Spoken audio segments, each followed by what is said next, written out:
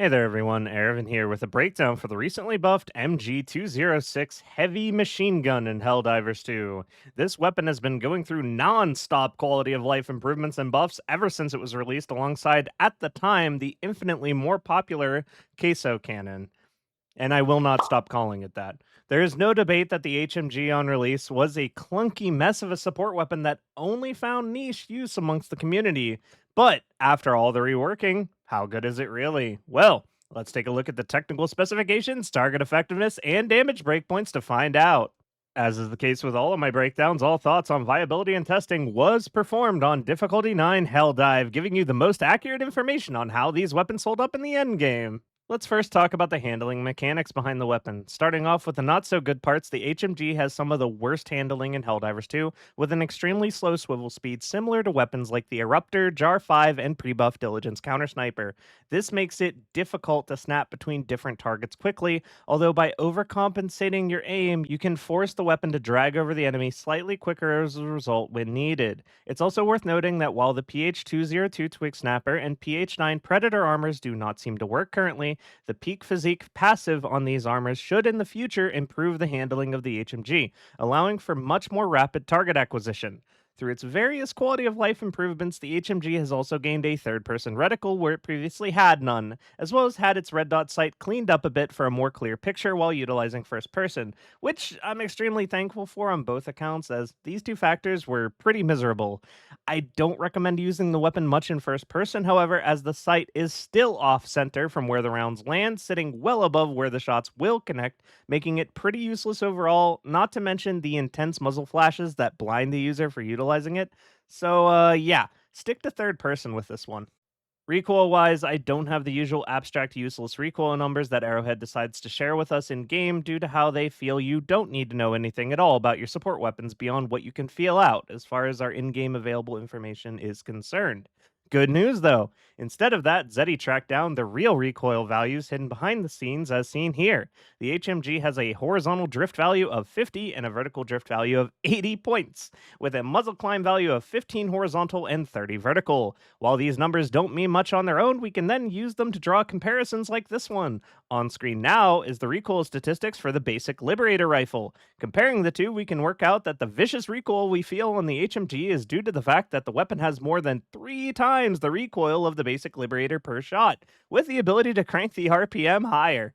This recoil value ends up being quite the kick in the teeth, so I recommend utilizing the Fortified Armor passive for 30% better recoil control while crouching, which should improve it very much though. You can also fire in bursts, turn the RPM down, or utilize our recently buffed standing still, crouching, and prone recoil modifiers will also all give you an easier time firing this weapon.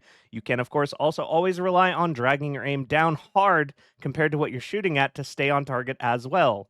Getting into the meat of the stats here, the heavy machine gun recently had its RPM reworked to be a variable 450, 600, or 750 RPM. Working the weapon on the 450 setting will allow you to take accurate, precise, singular taps with the weapon as needed, while cranking the trigger up to 750 RPM value will obviously result in the highest DPS. Speaking of DPS, the raw bullet damage of the weapon was buffed all the way from 102 up to 150, an almost 50% increase in damage, while the durable damage has also been increased all the way up to 50. This gives the HMG a theoretical DPS of an insane 1875. When we compare this to all weapons in Helldivers 2 that have a fixed firing rate, the heavy machine gun actually has the highest DPS potential in the game. Anything taking full damage from this weapon's class 4 armor penetration will drop quicker than any other option at your disposal, which is a huge deal assuming you can keep a steady stream of bullets on target.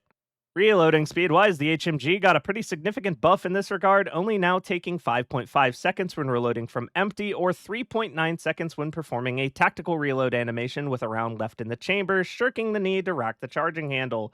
The animation now looks a little bit silly as a result of the speed up, but I have respect for our Helldivers for their diligence performing these mag drills to get to this point. Talking about ammo now, the HMG has always had some pretty crippling ammo economy, and although the damage buffs have definitely reduced how hungry the weapon feels, the 76 rounds and 2 spare boxes you can carry for a total of 226 rounds can go very rapidly if you aren't careful with it. A resupply pack can definitely help in this regard and will pair well with, say, an ammo hungry spawner closing secondary like the grenade pistol as a bonus.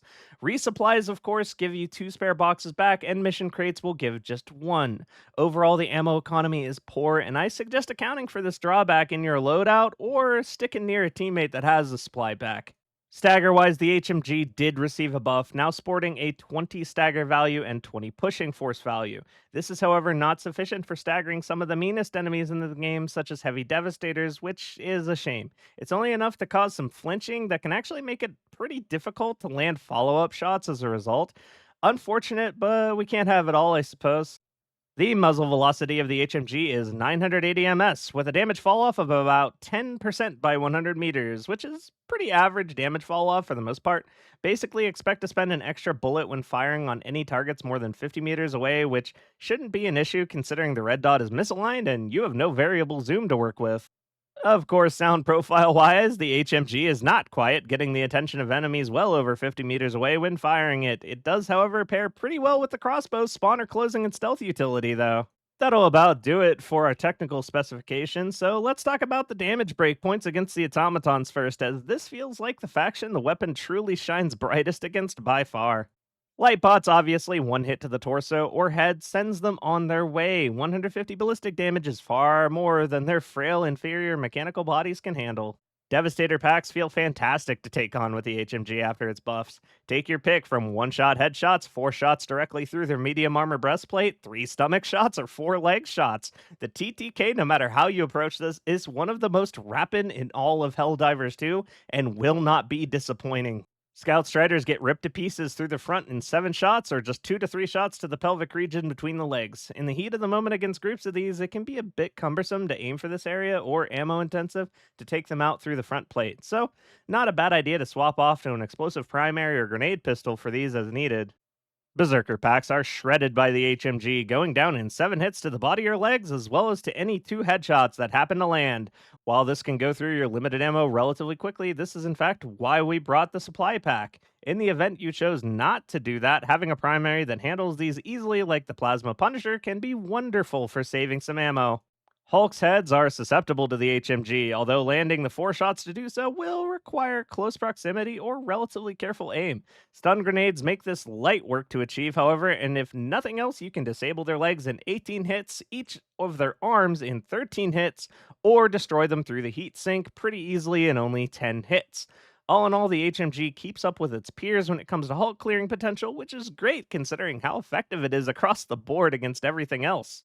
Tanks and cannon turrets cannot be destroyed firing anywhere but their heatsink with the HMG. However, thanks to the significant durable damage buff, they're actually destroyed in just 30 to 32 rounds still. While this is a less than ideal solution, we will take what we can get against this enemy when it comes to an AP4 support weapon.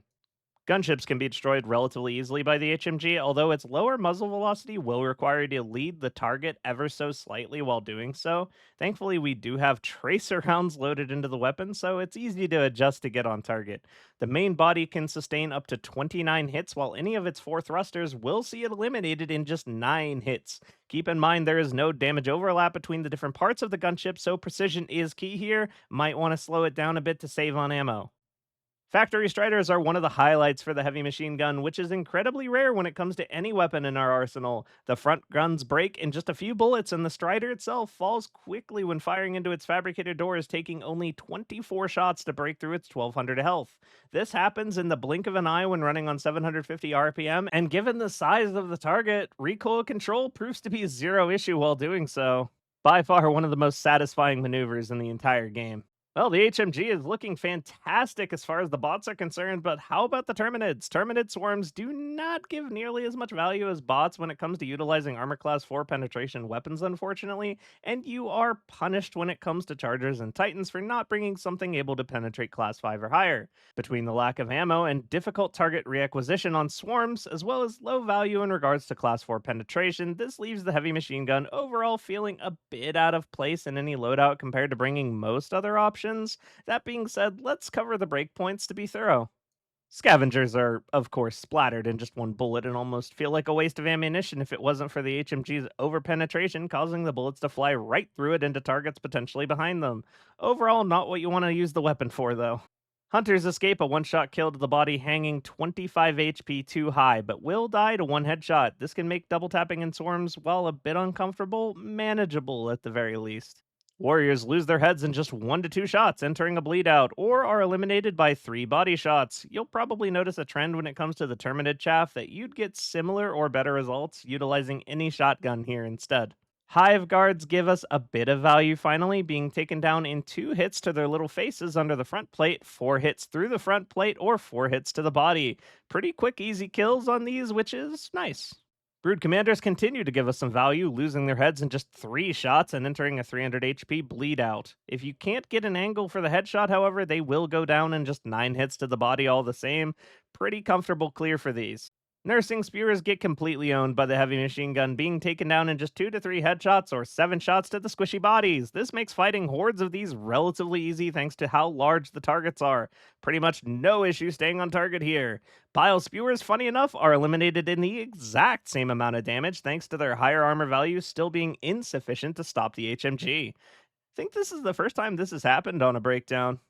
Stalkers get ruined by the HMG in just 2 headshots, which is very difficult without stunning them, but 9 hits to the body will send them on their way all the same. The incredible DPS of the HMG does thankfully mean you will win this DPS check more often than not, unless there's a lot of them.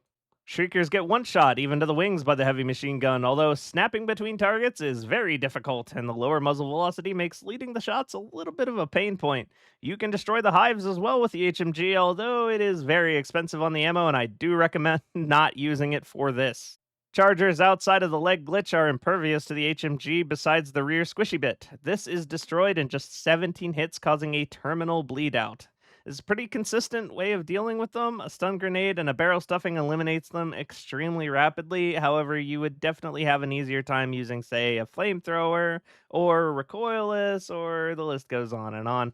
Bile Titans are a pain point here, as you can only eliminate their underbody sacks, dealing up to 1000 damage to the main health pool, utilizing our armor class 4 penetration. Best to leave these to anti-tank weapons or stratagems as a result, although the sacks will be broken in 11 hits each. That does it for the breakdown, so what's the takeaway? How good is it? Well, in my opinion, the MG-206 heavy machine gun is an overall fantastic weapon in a great spot, able to keep up with the best of them in the support position as far as the automaton faction is concerned, and also able to maintain a usable position against the terminid faction. The insane DPS potential is unironically the highest fixed RPM DPS in the game, and the bullet damage is incredible now. The high recoil and poor ergonomics definitely create some complicated situations for the weapon, and your ammo economy is abysmal. But if you can get around these drawbacks, you'll have a weapon with fantastic target effectiveness and some of the best time to kill ratios in the entire game. I'll definitely be utilizing this weapon a lot more thanks to all these buffs and having a great time doing so. Thanks for watching till the end, and have a wonderful day. I'll see you next time. And now, another helpful tip from General Brash. Eravin has brought to light crucial information on how badass our heavy machine gun has become. For this, I am ordering all active Helldivers to like, comment, and subscribe to his channel. Failure to do so will result in your sites being reverted to JPEGs! Brash tactics! Use them or die trying!